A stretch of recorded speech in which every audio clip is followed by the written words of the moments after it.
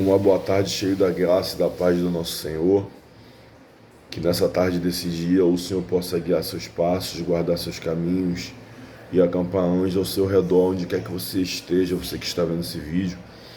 Quero compartilhar o livro poético de Provérbios, capítulo 16, no seu versículo de número 18, que diz assim: A soberba precede a ruína, e a altivez de espírito nos leva à queda.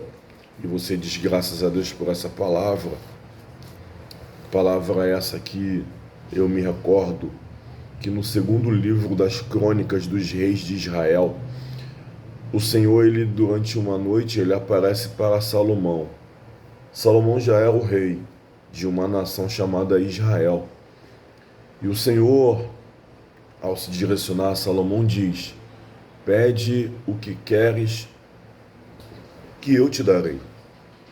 Salomão, por sua vez, ele vai se direcionar ao Senhor e diz: Confirma a tua palavra, ó Senhor, pois me fizeste reinar sobre um povo numeroso. E em seguida, Salomão diz: Senhor, dá-me, pois, sabedoria e conhecimento para liderar este povo numeroso. Este povo que não era de Salomão, era de Deus. E Salomão reconheceu isso. Agora o Senhor dá sabedoria para Salomão e dá riquezas, porque Salomão não pediu a morte dos seus inimigos, Salomão não pediu dinheiro, não pediu riquezas, e Deus, além da sabedoria e conhecimento, dá muito mais do que isso para Salomão.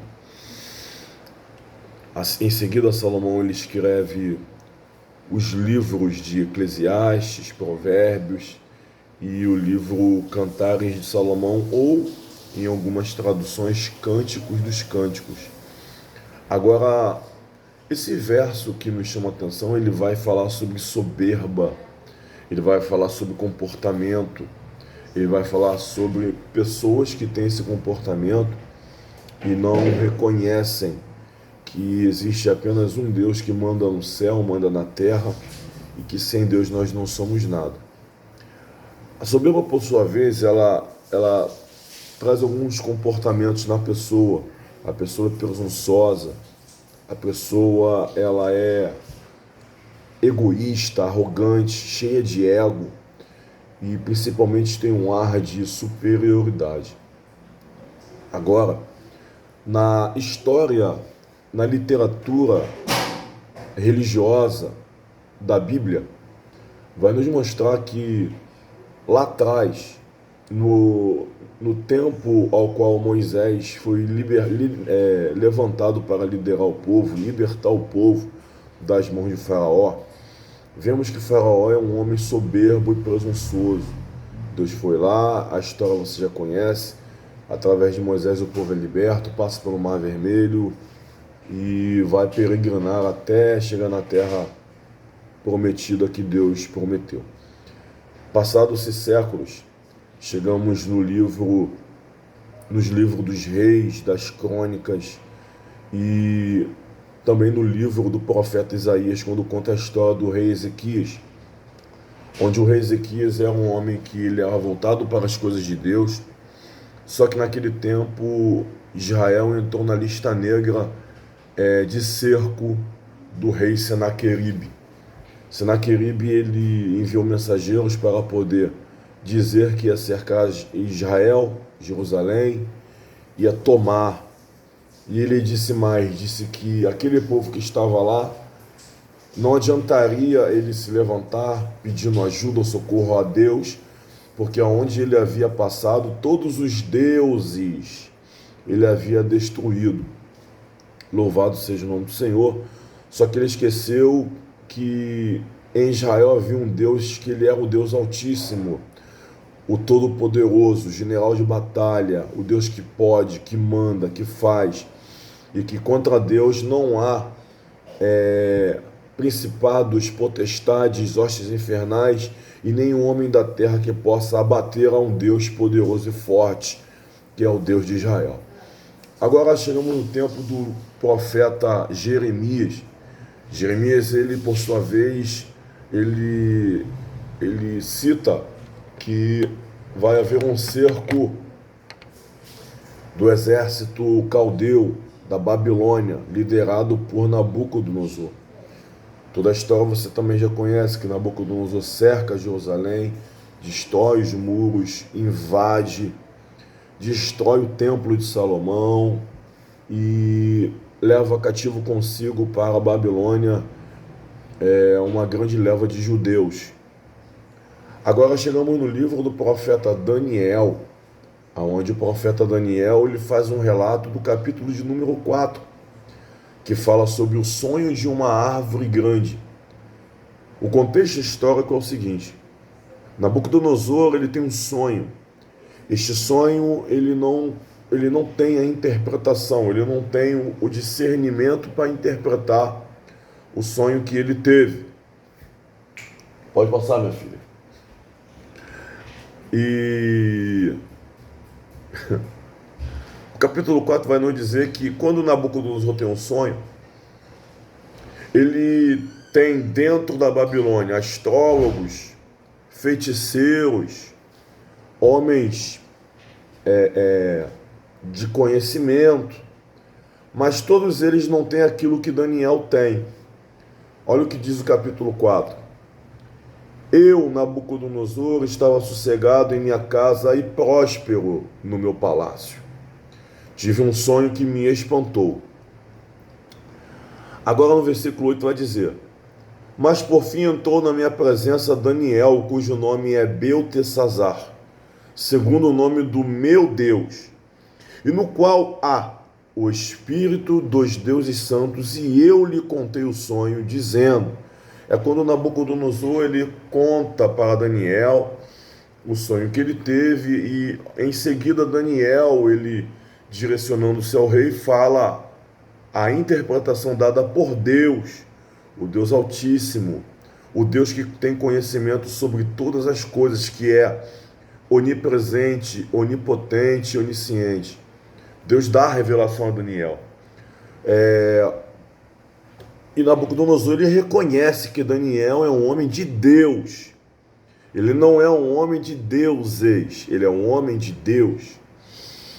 No fim da revelação, Daniel ele entrega a revelação, e olha o que diz no versículo de número 27, Daniel dizendo para Nabucodonosor: portanto, ó rei, aceita o meu conselho e põe fim aos teus pecados, praticando justiça e as tuas iniquidades, usando de misericórdia com os pobres, pois talvez se prolongue a tua tranquilidade. Todas essas coisas vieram sobre o rei Nabucodonosor, e ao fim de um ano, ou seja, ao fim de 12 meses, quando passeava no palácio real da Babilônia, ele abriu a sua boca. Nabucodonosor disse da seguinte forma: não é esta a grande Babilônia que eu edifiquei para a casa real com a força do meu poder e para a glória da minha magnificência? Ainda estava a palavra na boca do rei, quando caiu uma voz do céu e disse: assim te diz o Senhor, ó rei Nabucodonosor, passou de ti o reino. Louvado seja o nome do Senhor. Lembrando que aqui está a maior prova, no capítulo 4, versículo de número 30, a maior prova da soberba de uma pessoa, de um homem, que ele era o rei de uma nação, rei de nações, porque no capítulo 4, versículo 1 diz: Nabucodonosor, rei, a todos os povos, nações e línguas que moram em toda a terra, paz vos seja multiplicado. Ele naquele tempo ele era o rei, mas ele era um homem conhecido em todo o mundo, tinha poder, mas o poder dado não era o poder de Deus. E sabemos nós que quando Deus manda, está mandado, né? E aqui vemos que verdadeiramente a presunção, a arrogância, ganância, o ego e a superioridade sobre as pessoas de Nabucodonosor caiu por terra. Por quê? Porque quando Daniel diz para ele se arrepender dos seus pecados, Daniel está avisando a ele que, se ele não se arrepender, a poderosa e potente mão do Senhor virá sobre a vida de Nabucodonosor. O que aprendemos aqui, na tarde desse dia, é que, verdadeiramente, assim como disse Salomão, a soberba ela precede a ruína. Você pode até se levantar, você pode até crescer, mas em algum dado momento, se você não se voltar para Deus, ser humilde, ser digno, simples e ser honesto, Deus ele vai te abater. Tiago capítulo 4, versículos 6 e 10 diz: Deus resiste aos soberbos, mas dá graça aos humildes. Humilhai-vos perante o Senhor, e o Senhor vos exaltará. Amém? Louvado seja o nome do Senhor. Aqui, Nabucodonosor, ele teve uma psicopatologia. O que é isso? É uma doença chamada licantropia, onde Nabucodonosor, a Bíblia nos relata que ele passou, depois que Deus tirou o reino das suas mãos, a viver durante 7 anos entre os animais, como se fosse um animal. A licantropia é um transtorno psiquiátrico caracterizado pela presença de ilusão de que o indivíduo pode se transformar em um animal. Deus assim o fez com Nabucodonosor. Tirou das suas mãos um reino poderosíssimo e o fez se tornar um animal, passar a viver com os animais. Deus humilhou Nabucodonosor.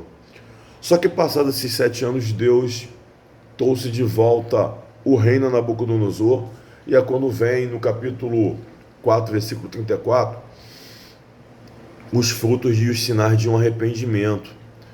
Porque para você se arrepender, é só se você se voltar para Deus e reconhecer os seus pecados, seus maus caminhos. E Nabucodonosor reconheceu seus maus caminhos, reconheceu a sua perversão, sua imoralidade, a sua maldade. E aqui no capítulo 4, versículo 4 diz: Mas ao fim daqueles dias, eu, Nabucodonosor, levantei ao céu os meus olhos, e voltou a mim o entendimento, e eu bendisse o Altíssimo, e louvei a Deus, e glorifiquei ao que vive para sempre, porque olha como é que muda, porque o seu domínio é um domínio que dura para sempre, é sempre eterno, e a seu reino é de geração em geração. É aqui, quando Nabucodonosor, ele reconhece que a grandeza de Deus, ela está sobre a vida dele nesse momento. Por quê? Porque ele arrependeu-se dos seus pecados. João capítulo 15 vai nos dizer: Eu sou a videira e vós sois as varas. Aquele que está em mim tem muitos frutos, bons frutos, porém sem mim nada podeis se fazer. Ou seja, sem Deus nós não somos nada. Aqui, para terminar, quero deixar para a sua meditação aquela palavra que é muito conhecida, que está no livro do profeta Isaías, no capítulo 43, versículo 13, que diz: Ainda antes que houvesse o dia, eu sou, e ninguém há que possa escapar das minhas mãos. Operando Deus, quem impedirá? Amém?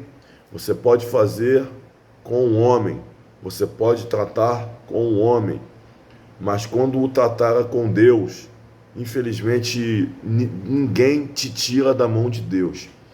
Horrenda coisa é cair nas mãos de um Deus vivo. Amém?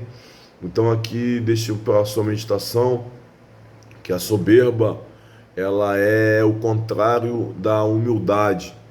Amém? Então que Deus ele possa falar com o seu coração.